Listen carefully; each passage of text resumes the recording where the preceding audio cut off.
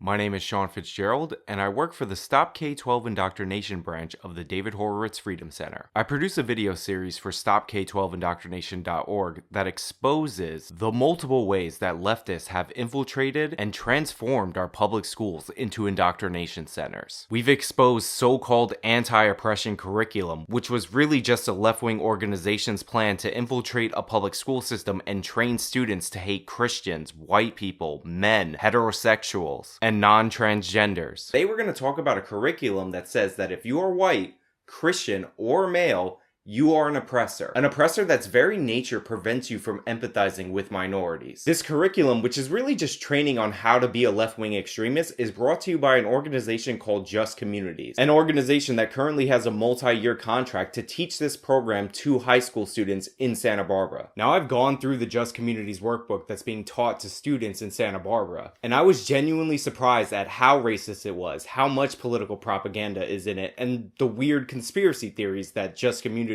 presents to our students. Right off the bat, there's this chart that blatantly labels large swaths of the population oppressors. So if you're white, you're an oppressor. If you're a male, you're an oppressor. Christian, able-bodied, heterosexual, not transgender, that makes you an oppressor. And all of these majority groups are colluding to keep minorities down. And that collusion, according to Just Communities, is conscious, unconscious, intentional, unintentional, through action, through inaction, and through silence. Now, if that sounds like a non-disprovable hypothesis, that's exactly the point, because according to Just Communities, no matter what you possibly do, if you're a white person, you are a racist, and you are perpetuating racism, and you're oppressing minorities. It is stated clearly in the workbook that there is no way around the fact that you are racist, and you're using your white privilege to oppress minorities. And even if you try to treat people as individuals, the idea of individualism in and of itself is racist. Furthermore, according to Just Communities, the fact that you are white or in any privileged group listed makes you incapable of feeling empathy for minorities. And no, you did not mishear that. The Santa Barbara Unified School District is implementing a program that says that somebody's race, gender, sexuality, religion determines their capacity to feel empathy for other people. We report on things like Drag Queen Story Hour, which is a program where adult-themed performers are brought in to read to our youngest children in order to break down the differences between boys and girls. Drag Queen Reading Hour is a program that unsurprisingly has origins in San Francisco. What these events are is typically a local working drag queen will come into a private bookstore or public library and do a reading for small children. Now, these performers come in dressed in full drag as if they are performing at a drag show, and they read to children for about 45 minutes to an hour. Now, so far, based on what I've told you, there's no real issue. While it might seem a little strange that parents want to take their kids to events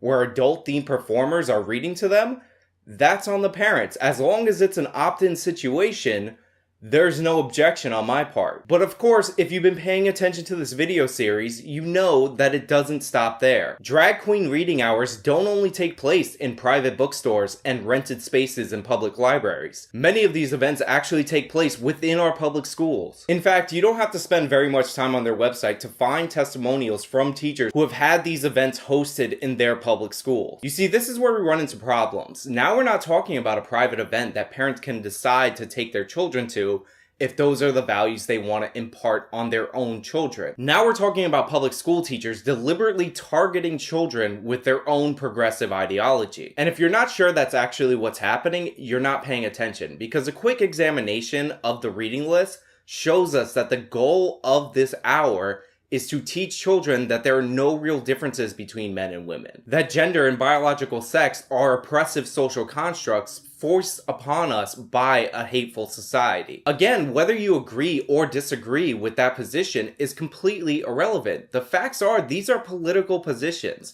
These are ideological positions, and they are being dressed up and presented to our youngest children in our public schools for ideological reasons. The target demographic for Drag Queen Reading Hour is preschool to 8-year-olds. In fact, here's a testimonial from a preschool teacher. Drag Queen Story Hour allows preschool children to deepen and complicate their ideas about gender at the exact age when they are often developing rigid ideas on this concept. I would invite Drag Queen Story Hour back to my school anytime. Again, really focus on what's being said in that quote. It is 100% about the teacher indoctrinating children into her ideology, giving them her values, her political position on gender and sex. These are ideologues openly talking about indoctrinating their own students into their political ideology on the taxpayer's dime. And if you think all of this doesn't have an impact, you're sadly mistaken. There's also been a significant increase in the amount of gender-confused students across the country. And there's a strong correlation between the increase of children identifying this way and this ideological push on all fronts to get children to identify this way. I mean, think about how absurd this is. The taxpayer is funding adult-themed performers to come and read to our smallest children in order to indoctrinate them into a political ideology about gender, while at the same time school districts across the country are removing any and all references to biological sex from science textbooks. We've covered organizations like CARE and how they manufacture instances of Islamophobic bullying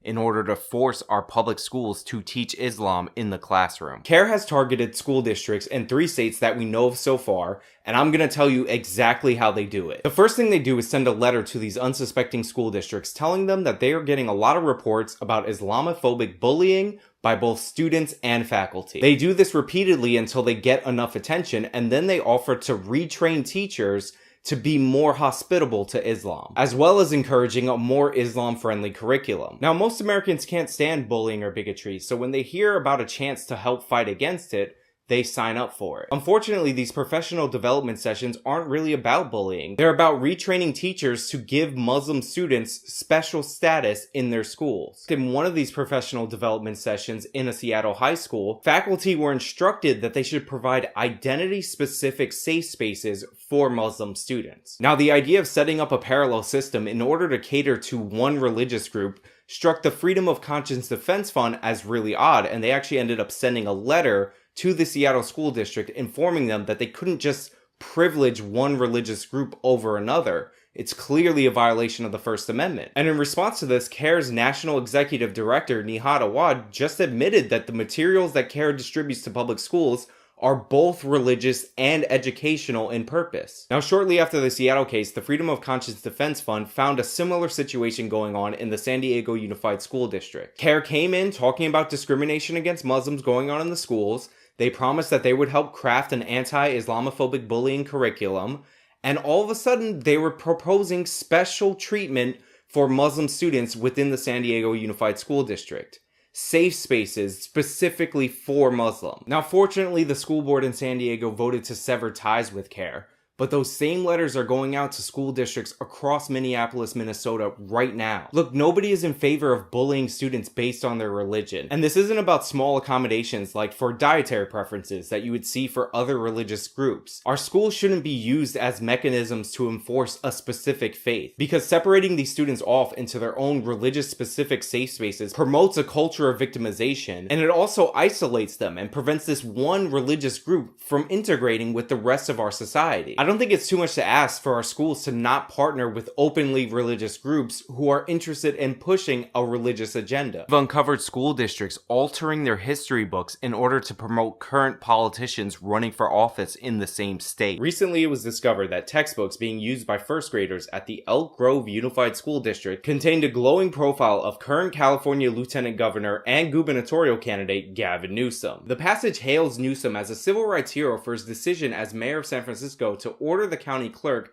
to issue marriage licenses to same-sex couples in the year 2004. The profile reads that Gavin says people could marry who they choose. Sometimes Gavin helped marry people. Sometimes those marriages weren't between a man and a woman. He made sure that people's rights were respected. Now, this profile, which reads like a press release from the Newsom campaign, made its way into first grade history textbooks due to a California state law called the FAIR Act. The FAIR Act requires history textbooks in the state of California to be more inclusive when it comes to underrepresented minorities. Now, in case you're curious, Gavin Newsom is not a member of the LGBT community, so even under that justification, this does not belong in the history textbook. I mean, think about how absurd this is. First graders in California are being taught that a current gubernatorial candidate and future presidential candidate belongs amongst figures like Dr. Martin Luther King Jr. and Abraham Lincoln, historical figures who were hated in their time, but are now nearly universally praised and revered. Now, the purpose of the Stop K-12 Indoctrination program is not just to identify the problem, it's to get a solution passed into law. We advocate for the Code of Ethics for K-12 educators, which is a set of rules that prevents politicians, administrators, and teachers from distributing their propaganda to the captive audience that is a public school classroom. Public school teachers should not be partisanly endorsing candidates or policies, bringing up controversial political topics in courses that have nothing to do with politics. They shouldn't be allowed to force students to join their protests and punish those who disagree. Schools and teachers shouldn't be separating kids based on their race, religion, sexuality, and they shouldn't be pitting groups against each other claiming that one is oppressing the other. Please consider getting behind the K-12 Code of Ethics, because the classroom should not be a political battleground, because the classroom is for education, not indoctrination.